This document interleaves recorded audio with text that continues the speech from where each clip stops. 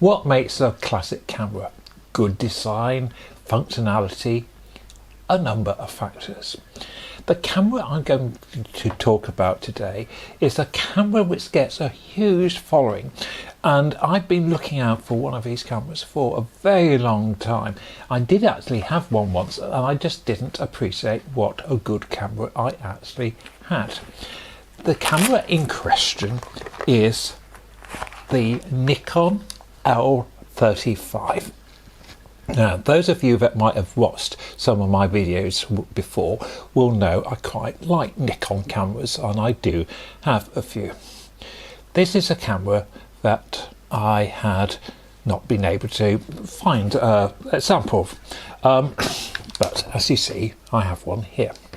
It's a camera which I remember very much coming out in 1983 because it was autofocus, and it was a big step for Nikon. Nikon had this great reputation for professional cameras.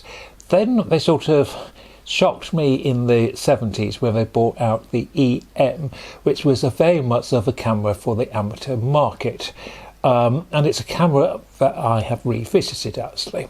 I'll talk about it in another video.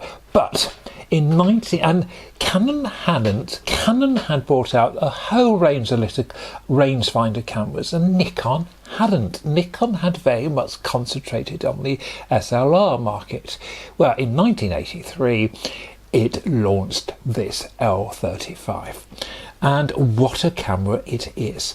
It's on the face of it, it's a very straightforward camera. It's well made. It was I forget the name of the designer off the top of my head, but it was a well designed camera by a well-known designer, and it's a fixed focal length. It's a 35mm, so that's relatively wide angle. It's got the nice factor that we can put a filter on. So for us, for those who really like black and white, this is a really wonderful feature that we can put a yellow filter on.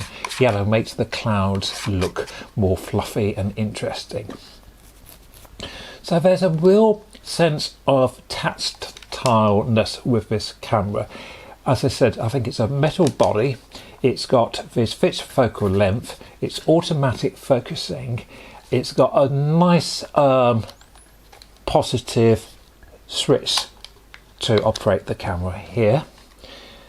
Through the viewfinder, we have a really nice feature that we can see what focus the camera has selected. There's a portrait, there's a group of people, another group, and a mountain.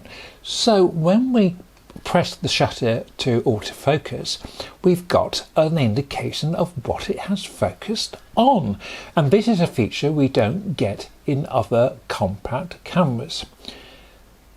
The fact we've got a fixed focal length here of 35mm means we've got a high quality lens, and it's a 2.8 lens. So compared to a lot of other cameras of compact era, it's a fast lens.